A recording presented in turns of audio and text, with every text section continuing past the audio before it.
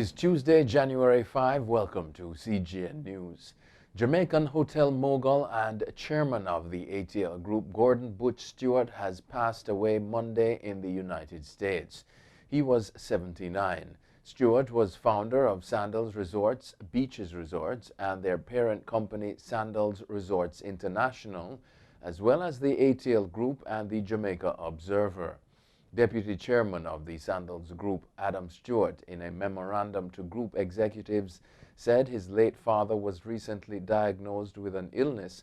However, the businessman chose to keep the diagnosis private and that his wishes were respected. Politicians on both sides, led by Prime Minister Andrew Holness, have been rushing to pay tribute to Stewart. A recipient of the Order of Jamaica and the commander of the Order of Distinction, Stewart was born on July 6, 1941. One of the 20 people from the UK who were placed in isolation after testing positive for COVID-19 on arrival in Jamaica died on the weekend. This was confirmed Monday morning by Health Minister Dr. Christopher Tufton. Radio Jamaica News was informed that the man died of complications arising from COVID-19. The individual was among the 301 passengers who arrived in the last flights from the UK before the travel ban was put in place. The final grades from the reviews from the Caribbean Secondary Education Certificate (CSEC) and Caribbean Advanced Proficiency Examination (CAPE) examinations were released by the Caribbean Examinations Council, the CXC.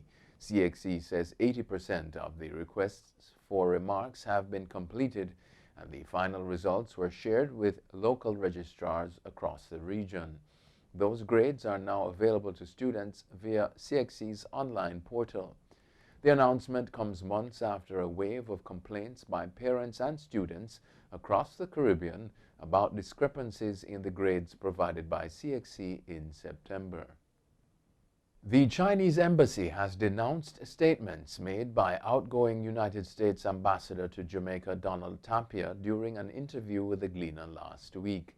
In the exit interview, Tapia alleged that China was using local telecommunications company Digicel, which supposedly uses Huawei technology platforms, to listen in on his personal calls. Xia Xiao, chief of the political section, told the Gleaner that Tapia has been trying his best to muddy the relationship his country has with Jamaica. A lie, even if repeated 1,000 times, will not become the truth, said Xia. Digicel says no Chinese equipment has been deployed in its core voice and data networks. One of the scientists monitoring Saint Vincent's Soufriere volcano, which began erupting effusively 1 week ago, says residents should remain on high alert but not panic about the situation. Richard Robertson, a geologist from the Seismic Research Unit at the University of the West Indies, dispatched to help monitor the volcano, advised Vincentians to be prepared for a longer haul. Emergency management officials have been using aircraft to monitor the growth of a new dome, which was discovered last week, Tuesday. Soufriere last erupted in 1979. Overseas now, a Wisconsin pharmacist told police he tried to ruin hundreds of doses of coronavirus vaccines because he believed the shots would mutate people's DNA, court documents released Monday state. Police arrested pharmacist Stephen Brandenburg last week following an investigation into the 57 spoiled vials of the Moderna vaccine, which officials say contained enough doses to inoculate more than 500 people. Charges are pending. A detective wrote in a probable cause statement that Brandenburg, 46, is an admitted conspiracy theorist and that he told investigators he intentionally tried to ruin the vaccine because it could hurt people by changing their DNA. Experts have said there is no truth to the claims that the vaccines can genetically modify humans. The leader of the far-right Proud Boys group has been arrested in Washington, D.C. on suspicion of burning a Black Lives Matter flag last month. Enrique Tarrio faces misdemeanor destruction of property charges, police say.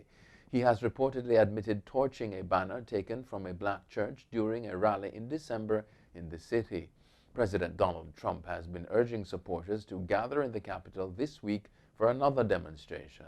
On Wednesday, members of Congress are due to certify Democratic President-elect Joe Biden's election victory before he takes office on January 20.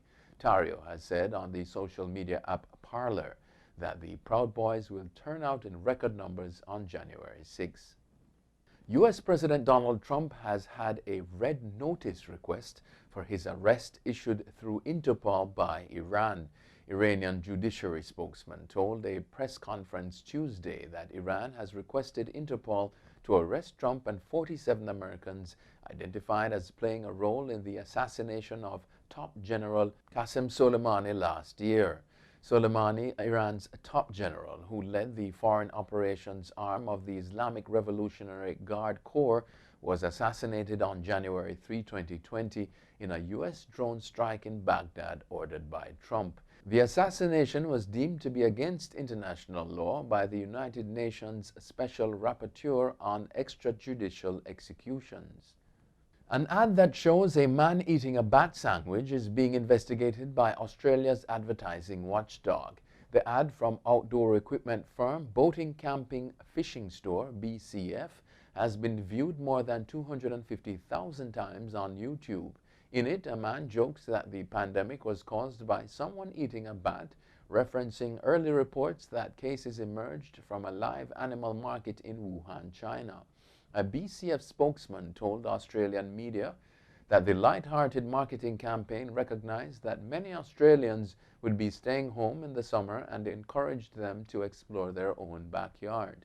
BCF is no stranger to Australia's advertising watchdog, making the list of most complained about ads in both 2016 and 2018. And finally, thousands of Vietnamese pot-bellied pigs are snorting and squealing their way across Puerto Rico in what many fear has become an unstoppable quest to eat and reproduce on the island. They forage through gardens and farms, knock over trash cans, and leave pungent trails of urine and excrement, stopping occasionally to bathe if they find potholes full of rainwater, the Associated Press reports. The former pets or descendants of former pets have reproduced at such an alarming rate that the U.S. territory declared a health emergency last year. It's the latest non-native species to invade communities in Puerto Rico, but these are proving particularly hard to control and can't be killed for food because they carry so many diseases. That's it for CGN News. I'm Scott Wilson. Thanks for watching.